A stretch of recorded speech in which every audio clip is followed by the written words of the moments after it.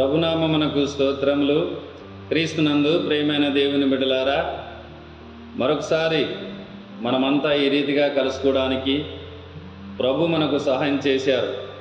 అందును బట్టి ప్రభును స్తుతిస్తూ ఈ సమయంలో ఒక వాక్య భాగాన్ని మనం ధ్యానం చేద్దాం.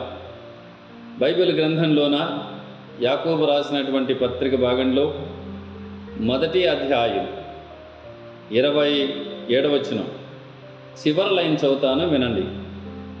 ఇహలోక మాలినము తన కంటకుండా తన్ను తాను కాపాడుకొనుటయే.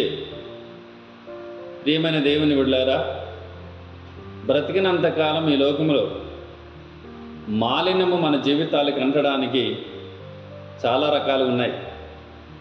ఇక్కడ దైవభక్తి అనే దాని గురించి చెప్తూ, ఒక వ్యక్తి దైవభక్తి కలిగి జీవించాలి అనుకుంటే ఇహలోక మాలిన్యము తనకు అంటకుండగా చూసుకోవాలి.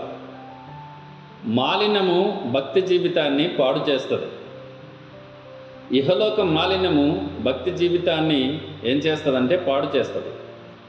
కనుక ఈ ఇహలోక మాలిన్యము అంటకుండా తనకు తానుగా ఎవరైతే కాపాడుకుంటారో వారు భక్తిపరులుగా జీవిస్తారు అని బైబిల్ గ్రంథం చెబుతుంది.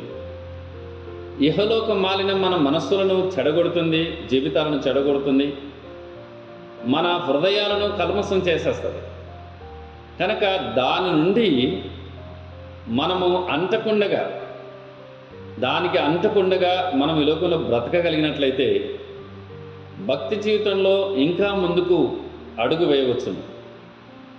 వాక్య ప్రకారంగా మనం ఆలోచన చేస్తే సోదరులారా, దేవునికి ఇష్టలైన వారు ఎవరు అంటే భూలోకంలో భక్తిపరులే. కనుక ఆ భక్తిని పాడు చేసే ఇహలోక మాలిన్యం ఉంది కనుక దానికి దూరంగా ఉంటూ దానికి అంటుకోకుండా అది మన జీవితాలకు రాకుండా జీవించగలిగితే నిజమైన భక్తిపరులుగా ఈ లోకంలో మనం జీవించగలం. అలాంటి భక్తిని దేవుడు ఇష్టపడుతున్నాడు. అలాంటి భక్తి జీవితాన్ని జీవించగలిగితే అది మనమే ధనులం. అతి గొప్ప దేవుడు మనకు సహాయం చేయునుగాక. ఆమేన్.